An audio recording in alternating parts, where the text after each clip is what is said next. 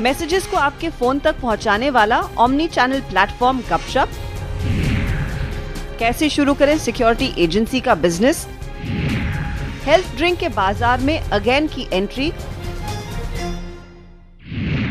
नमस्कार, आप देख रहे हैं आवाज एंटरप्रेन्योर और मैं हूं हर्षदा सावंत। हमारे मोबाइल फोन पर हर रोज हजारों मैसेजेस आते हैं, कई प्रमोशनल होते हैं तो कई काम के, यानी कि वो मैसेजेस जो हमारा बैंक अकाउंट भेजता है या फिर दूसरे सर्विस प्रोवाइडर्स। और आजकल दुनिया भर में सर्विस प्रोवाइडर्स और ग्राहकों के बीच ये मैसेजेस ही सबसे अहम कड़ी बन गए हैं कम्युनिकेशन की। और इन मैसेजेस के पीछे है सिलिकॉन वैली की कंपनी गपशप, जिसे खड़ा किया है सीरियल एंटरप्रेन्योर बीरूड शेठ ने। कुछ साल पहले मैसेज करने के लिए हमें पैसे चुकाने पड़ते थे, इसलिए मैसेज सोच समझकर ही भेजे जाते थे। फिर टेलीकॉम सर्विस प्रोवाइडर्स की जंग में मोबाइल मैसेज के दाम किफायती हुए। साथ साथ इंटरनेट मैसेंजर्स जैसे ऑरकुट, याहू मैसेंजर के भी हम आदी होते जा रहे थे। फिर समय के साथ इंटरनेट के दाम भी सस्ते होते गए और मैसेंजर्स हमारी जिंदगी का हिस्सा बनते गए। जहां एक मैसेज हम काफी सोच समझकर ही भेजते थे, वहीं आज व्हाट्सएप पर रोजाना मैसेजेस की भरमार होती है। और इस पूरी जर्नी में सोशल मीडिया से लेकर बिजनेस तक मैसेंजर्स ने अपना दायरा बढ़ाया है। लेकिन क्या आप जानते हैं, मैसेजेस के इस पूरे रेवोल्यूशन को आप तक पहुंचा रही है एक भारतीय कंपनी गपशप, जो आज दुनिया का लीडिंग स्मार्ट मैसेजिंग प्लेटफॉर्म बनी है। गपशप हमने करीबन 10 साल पहले शुरू की थी और तभी इंडिया में मोबाइल रेवोल्यूशन हो रहा था। तभी तो फीचर फ़ोन्स थे, स्मार्टफोन्स अभी देर से आए। पर हम सोच रहे थे कि अगर आपको कोई भी सर्विसेज, कोई भी सुविधा लॉन्च करनी हो कंज्यूमर्स के लिए, तो उन तक पहुंचने का सिर्फ एक ही माध्यम था, करोड़ों लोगों तक पहुंचने का एक ही माध्यम था, और वो था एसएमएस, राइट। तो हमने सोचा कि अगर आप एसएमएस पे अगर आप कोई भी कंटेंट या न्यूज़ या इन्फॉर्मेशन ऐसी चीज़ें भेज सकते हो, तो तुरंत ही सारे कंट्री में कहीं भी किसी को भी पहुंच सकता है।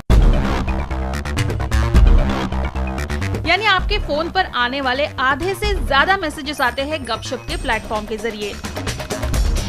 बदलते समय के साथ साथ इस पूरी टेक्नोलॉजी में काफी बदलाव आए हैं और आगे भी आर्टिफिशियल इंटेलिजेंस और मशीन लर्निंग से मैसेजिंग में बड़े परिवर्तन आने की तैयारी जारी है।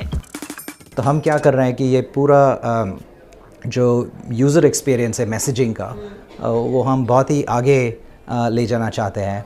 तो फॉर एग्ज़ाम्पल कि अगर वो मैसेज आए तो ऑटोमेटिकली हमारा जो एआई है डिवाइस पे वो देखेगा कि ये मैसेज बैंक से है या एयरलाइन से है या ई कॉमर्स कंपनी से है, और फिर वो आपको दिखाएगा। तो ये प्लेन टेक्स्ट के बदले आपको एक बोर्डिंग पास दिखाएगा या फिर ट्रेन टिकट दिखाएगा या फिर बिल पेमेंट रिमाइंडर दिखाएगा।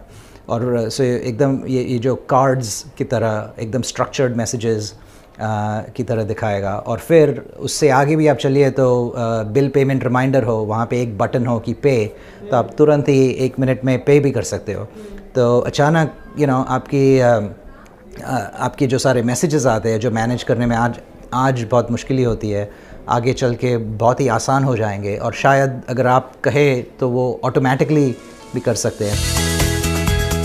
मैसेज भेजना या रिसीव करना हमारे लिए भले ही एक क्लिक का काम हो, लेकिन इसके पीछे कॉम्प्लेक्स टेक्नोलॉजी होती है जिसे गपशप की टीम डेवलप करती है। हमें एआई मॉडल बनाना पड़ता है और वो उसके लिए क्या करते हैं कि आप ट्रेनिंग डेटा, मतलब आप काफ़ी सारे सैम्पल्स देख के उससे आप एक मॉडल बनाते हैं कि ये वाले बैंकिंग मैसेजेस है, ये वाले ई कॉमर्स मैसेजेस है एंड सो ऑन। और फिर वो मॉडल जब बन जाए फिर आगे, और दूसरी चैलेंज ये है कि ये जो क्लाउड पे चले, सर्वर पे चले तो आप बहुत सारा मेमोरी और यूज़ कर सकते हो, पर इसको हमें डिवाइस पे चलाना है और डिवाइस तो बहुत ही छोटा कंप्यूटर है। तो उसके लिए भी बहुत ऑप्टिमाइजेशन करना पड़ता है कि कोई छोटी मोबाइल फ़ोन पे चले पर फिर भी ऑटोमेटिकली सब दिखाए। तो ये सब हम एआई, डेटा एनालिसिस और वो सब बहुत वैसी टेक्नोलॉजी हम लोग यूज़ कर रहे हैं। गपशप का का client base banking, finance, retail, e commerce, health care, travel, logistic जैसे लगभग सभी सेक्टर्स में फैला हुआ है। कंपनी हर महीने अपने हजारों क्लाइंट्स के लगभग 400 से 500 करोड़ मैसेजेस का ट्रैफिक मैनेज करती है। कंपनी का फोकस मैसेंजर का कस्टमर एक्सपीरियंस सुधारने पर रहा है, क्योंकि यही वो जरिया है जिससे रेवेन्यू ग्रोथ होगी और लीडिंग कंपनी होने का टाइटल भी बरकरार रहेगा। पिछले 5 साल में कंपनी ने 50% की ग्रोथ मेंटेन की है और आने वाले समय में होने वाले नए प्रोडक्ट्स की लॉन्च के बाद ग्रोथ में बढ़त का विश्वास फाउंडर्स जता रहे हैं। फिलहाल कंपनी मैसेजिंग प्लेटफॉर्म को स्मार्ट बनाने पर काम कर रही है, जिससे जल्द ही मैसेजेस में ऑटोमेशन का अनुभव हमें मिलेगा। आंध्र प्रदेश के अराकू वैली के आदिवासियों के साथ मिलकर नंदी फाउंडेशन के मनोज कुमार ने शुरू की एक सोशल एंटरप्राइज। इस एंटरप्राइज का ब्रांड है अराकू और इस कॉफी की गिनती आज दुनिया के सबसे मशहूर कॉफी ब्रांड्स में होती है। देखिए अराकू की रोचक कहानी।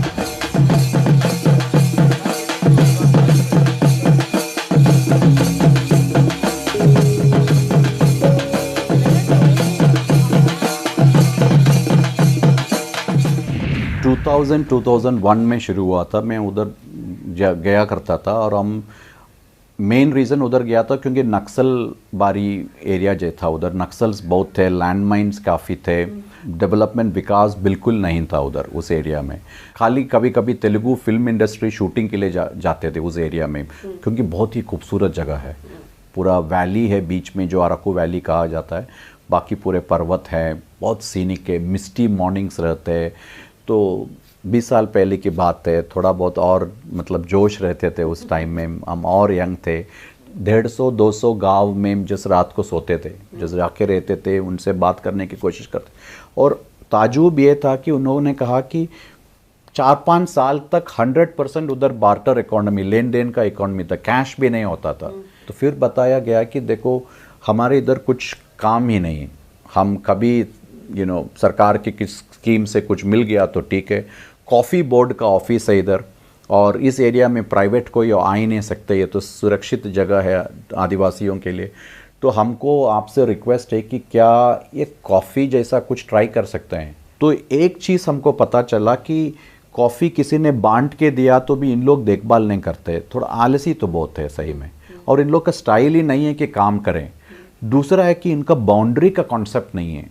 तो मुझे तो पहले इनको पैसा देना पड़ा जब कॉफ़ी शुरू करते टाइम, कि उन लोग एक पत्थर का बाउंड्री बनाए हैं जिससे कि जानवर को रोक सकते हैं अपना ये सैपलिंग को बिना खाए उसका ज़िंदगी के लिए। तो उस तरीके का सिस्टम्स बहुत सारे डेवलप करने पड़े शुरू में। और पहले 1000 फैमिलीज़ को कॉफ़ी स्टार्ट किया, फिर अचानक 2000 और आ गए 1 साल के अंदर।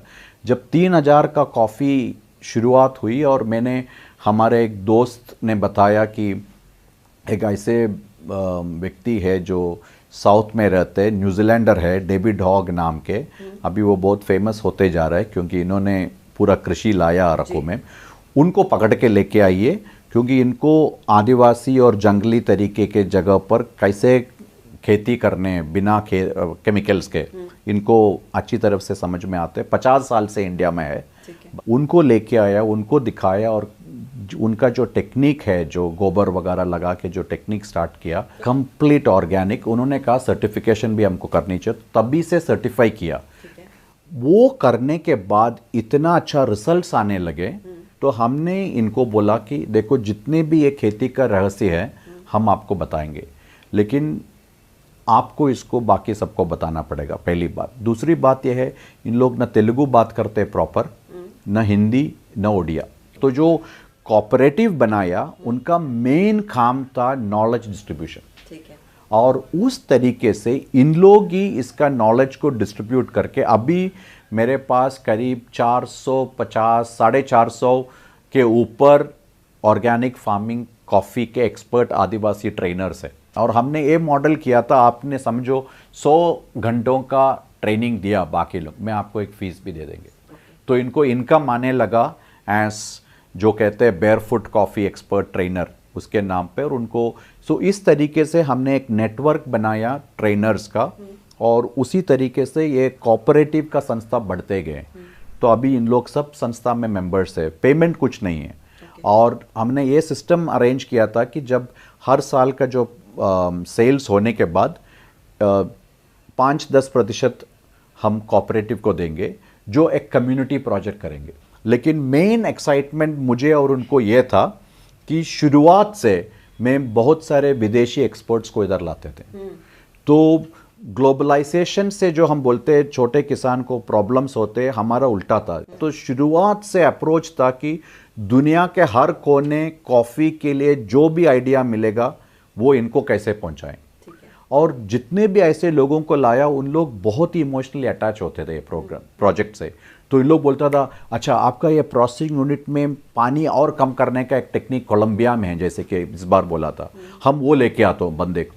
तो ये बढ़ते बढ़ते गया और हम ग्लोबलाइजेशन का फ़ायदा छोटे किसान को कैसे लाऊं, वही हमारा एक मुद्दा बन गए ऑटोमेटिकली। देख रहे हैं आवाज़ एंटरप्रेन्योर CNBC आवाज़ पर।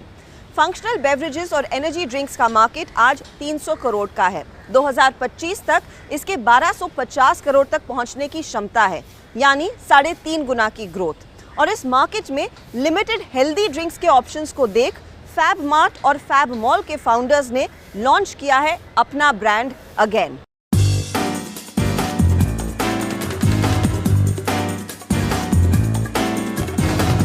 मिलेनियर्स में इन दिनों हेल्थ को लेकर संजीदगी काफी बढ़ रही है, लेकिन बाजार में मिलने वाले हेल्थ ड्रिंक से क्या उनके स्वास्थ्य में सुधार आएगा, या फिर प्रिजर्वेटिव से सेहत का खतरा बढ़ता ही जा रहा है? इन्हीं सवालों का जवाब ढूंढ निकाला दो दोस्तों ने और शुरू किया हेल्थ ड्रिंक ब्रांड अगेन, जो सेहतमंद तो है ही, साथ ही टेस्टी भी है, जिसे ग्राहक इसकी बार बार डिमांड कर सके। इसी कॉन्सेप्ट के साथ इस ब्रांड की शुरुआत हुई।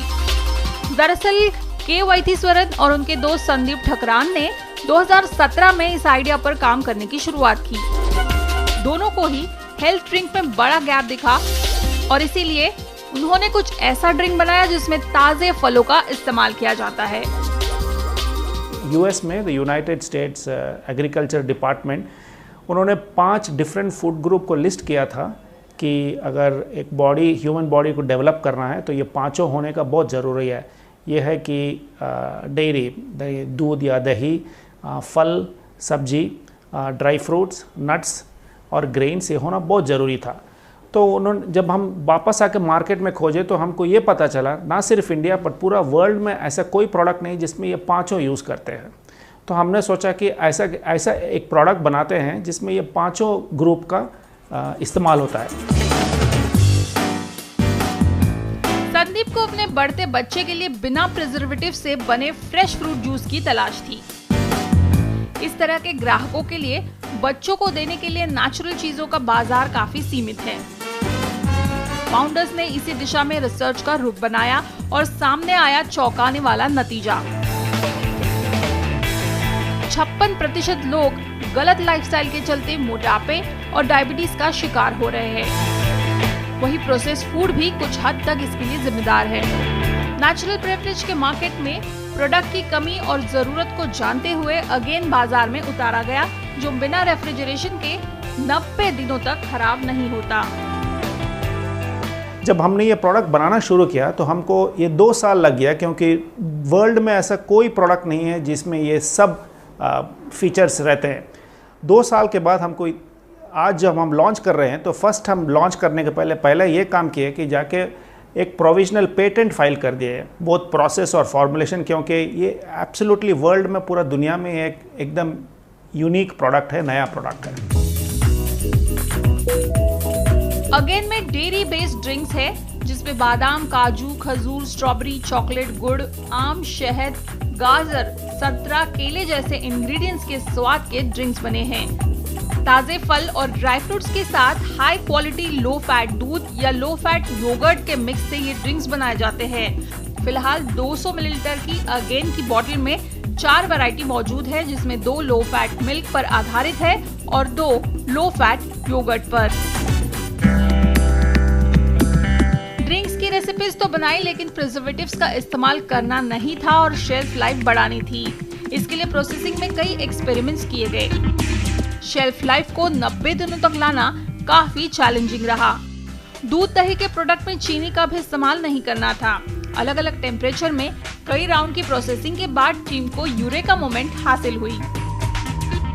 प्रोडक्ट प्लान एक्सपेंशन ये है कि जो 4 है वो 6 या 8 हो जाएंगे, और जो सिटीज़ है बेंगलोर से शुरू होकर पूरा साउथ इंडिया कवर करके उसके बाद वेस्ट और नॉर्थ इंडिया में कवर करेंगे नेक्स्ट 2-3 साल में। वही हमारी एक्सपेंशन प्लान है। और अगर प्रोडक्ट अच्छा हो जाएगा, अगर अच्छा मूव हो गए, तो सिर्फ बेवरेजेस नहीं, हो सकता है कि हम फूड में भी एक्सपैंड कर सकते हैं।